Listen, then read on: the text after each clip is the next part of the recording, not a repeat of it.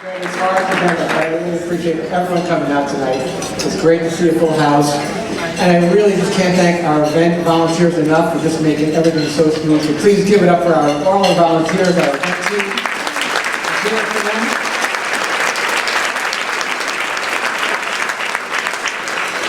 Now, I look around the room and I can just, thank all of you. So many of you are advocates or leaders here tonight.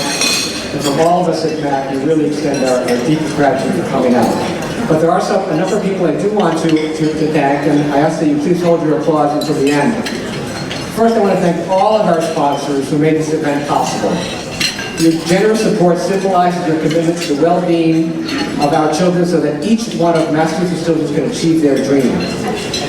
To our platinum sponsors, to our friends, and Oz's colleagues at Partners Healthcare and Spalding Rehabilitation Network, Matt Fishman, Joe Vabel, and David Storno, to Mike Durkin of the United Way of Mass Bay in Merrimack Valley, to Tom Curry of the Gardner Howland Shaw Foundation, to Matt Iverson and Dan Rosenfeld from DLA Piper, and to Will Weddleton from Public Consulting Group, our platinum sponsors.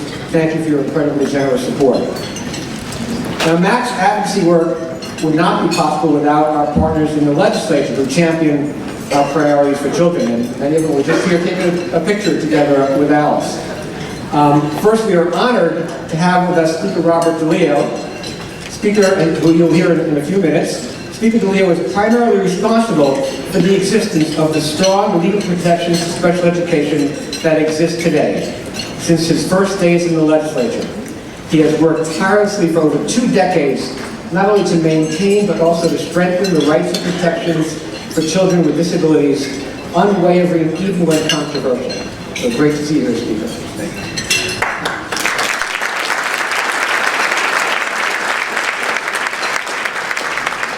I'm also pleased to be able to recognize other elected officials here tonight, and if I miss anyone, just please shout it out.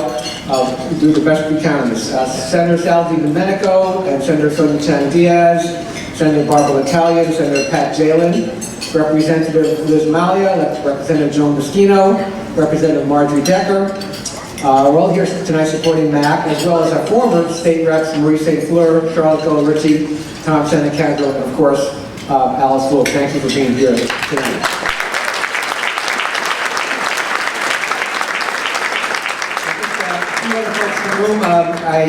One of Michael Perry is here, last year's honoree. I don't know if he made it or not. And also Mr. Robert Cushman Barber, our U.S. Ambassador to Iceland, is with us today. Mr. Barber, thank you, Ambassador.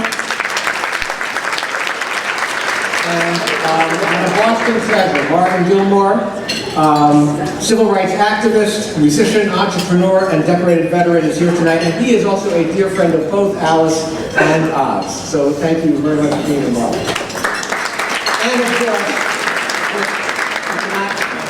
have any presentation about MAC without, of course, mentioning Yubi Jones, our MAC founder, and Kathy Jones, the wonderful Kathy Jones here with us tonight. Yubi, your presence is felt every day, inspiring to carry out your vision at MAC, and we're so honored to have you with us tonight.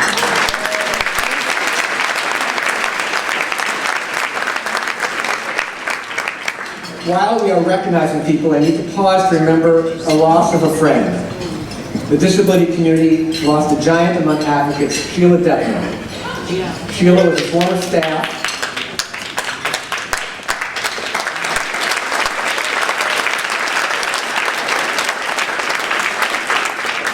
Sheila was a former staff and then a board member of MAC. No one had a bigger heart or was more tenacious and more dedicated to the children we serve. She was a mentor, a colleague, and a friend. This year's program was dedicated to Sheila.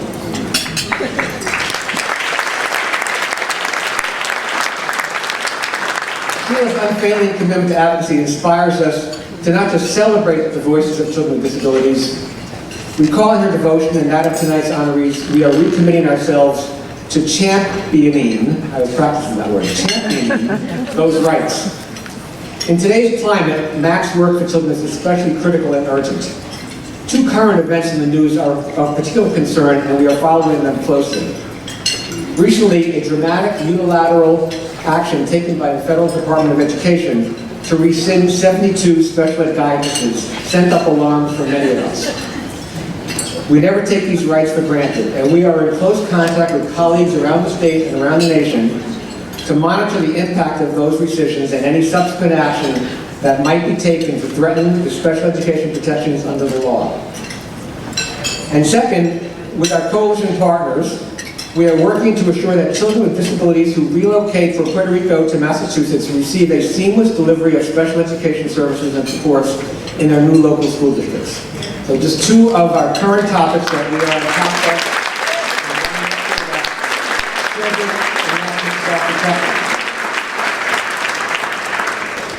of. We are always listening to what barriers threaten the kids we serve. We've been doing it for nearly 50 years.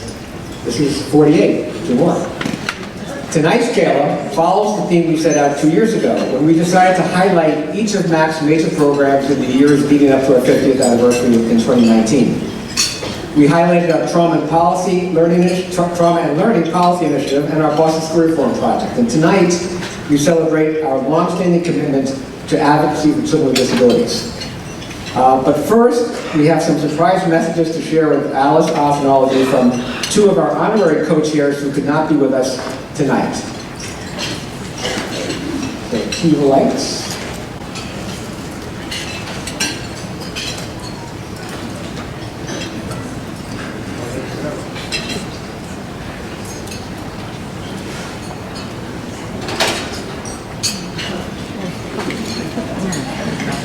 Good evening, Massachusetts Advocates for Children. I am so sorry that I can't be with you all this evening, but I am so grateful for this opportunity to congratulate tonight's honorees, the incomparable Oz and my dear friend and ally for so many years, Alice Wolf. Oz and Alice are champions for our students here in Massachusetts, working tirelessly to break down the barriers to educational opportunity. And I believe what they have long believed, that each child deserves a fair shot at achieving their greatest potential. Through their decades of work, they have received national recognition, especially for their defense and expansion of the rights of children with disabilities. In the eyes of Oz and Alice, all children should have the opportunity to maximize all of their God-given abilities. Thank you, Oz and Alice, for your irreplaceable service and for investing in Massachusetts children. They are our future, and you have made sure their futures will be without limits. Children may be only 20% of our population, but they're 100% of our future. Because of you, their future is so much brighter. So keep up the fantastic work. Congratulations.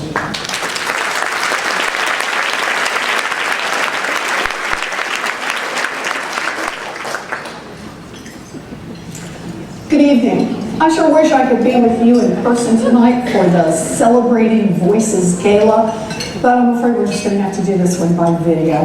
You know, I wanted to be with you tonight because Massachusetts Advocates for Children does terrific work building opportunity for kids all across our Commonwealth, and I wanted you to know how much I appreciate it. So I'm also glad to have this chance to congratulate tonight's honorees. Alice's longtime leadership on Beacon Hill and in the community, and Oz's commitment to supporting people with disabilities have made a real difference for people in Massachusetts.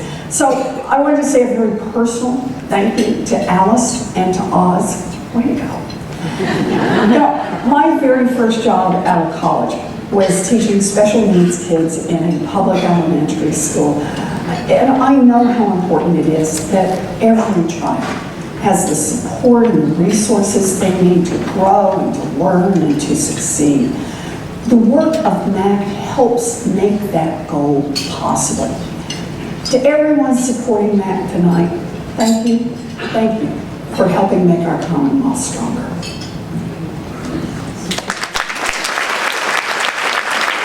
And I'd like to also thank our other honorary co-chairs, Attorney General Maura Healey and Mayor Marty Walsh, for lending their names to the celebration. The Governor and Lieutenant Governor could not be with us tonight, but wrote a very supportive and thoughtful letter, which you can see in your program book.